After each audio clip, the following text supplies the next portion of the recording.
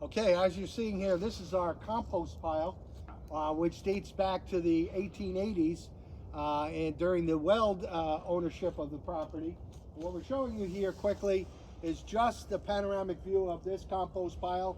We have our mulcher. We're going to clear up some of the tree limbs with this rented unit here. And then this is a lot of the compost that's underneath here. Very, very rich compost is going to go into our garden.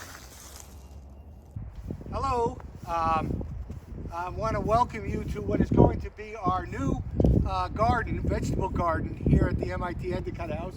Today is February 1st and we have a snowstorm, a nor'easter coming in, and we are expecting a foot of snow, but this is the time that you would start to begin to design your garden. And what we are looking to do is take this old small little tomato garden we set up last year and expand it into a much larger garden with a number of vegetable plants. Some of the key ingredients we're going to have in our new garden is going to be spaced out.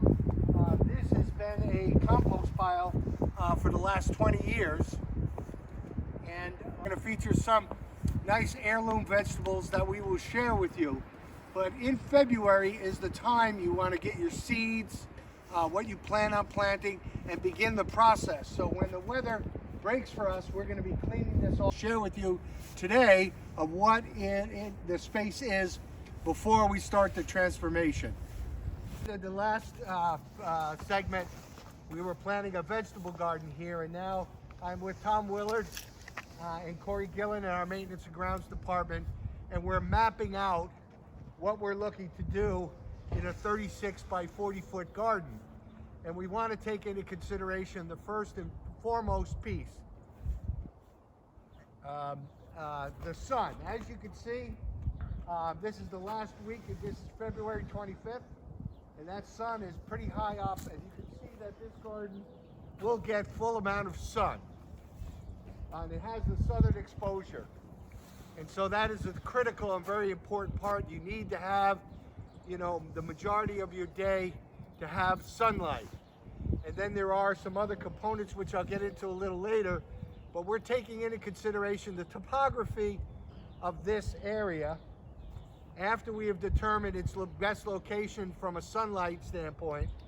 But looking at, in the General Weld era, this was a chicken coop, which is has a concrete foundation. It's all been broken down, as you can see, from the 1800s to the early 1900s. And so what we're trying to do in mapping out our garden, we're going to have some areas where we're going to garden directly into the soil, but we're also going to have some raised beds. And so what we're working on here is, can we use this concrete foundation underneath as a base to build those raised beds on, and then mapping out our garden. Hello again. As you can see, we are transforming this area into our garden. We got a lot of work going on with our machinery, but I did want to point out to you, this is black gold, or as they said in the Beverly Hillbillies, Texas tea.